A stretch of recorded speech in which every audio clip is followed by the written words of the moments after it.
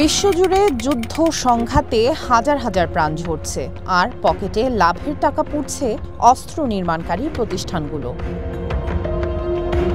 Russia Ukraine যুদ্ধ ও মধ্যপ্রাচ্যের চলমান সংঘাতের কারণে চাহিদা বেড়েছে অত্যাধুনিক অস্ত্রের। এর মধ্যে রয়েছে ক্ষেপণাস্ত্র, গোলাবারুদ এবং আকাশ প্রতিরক্ষা ব্যবস্থা।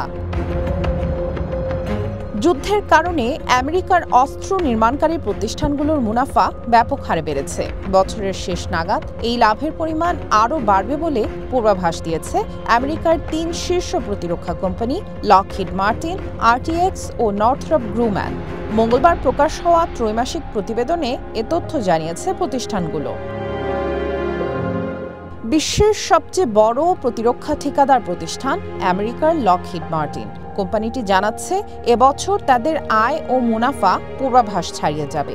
যুদ্ধবিমান, ক্ষেপণাস্ত্র ও গোলাবারুদের চাহিদা বাড়ায় এই মুনাফা অর্জন সম্ভব হয়েছে বলেও জানায় প্রতিষ্ঠানটি। অর্থবছরের তৃতীয় প্রান্তিকে লকহিড মার্টিনের অ্যারোনটিক্স বিভাগে বিক্রি 11.9% বেড়ে $7.26 বিলিয়ন হয়েছে। আমেরিকার প্রতিরক্ষা দপ্তর পেন্টাগনের কাছ থেকে 296টি F-35 যুদ্ধবিমান তৈরির জন্য $12.5 বিলিয়ন চুক্তিও পেয়েছে প্রতিষ্ঠানটি। আমেরিকার প্রতিরক্ষা ও মহাকাশ প্রযুক্তি প্রতিষ্ঠান আরটিএক্স জানিয়েছে, ক্ষেপণাস্ত্র ও বিমান রক্ষণাবেক্ষণ সেবার চাহিদা বাড়তে থাকায় তাদের আয় বৃদ্ধি পাচ্ছে।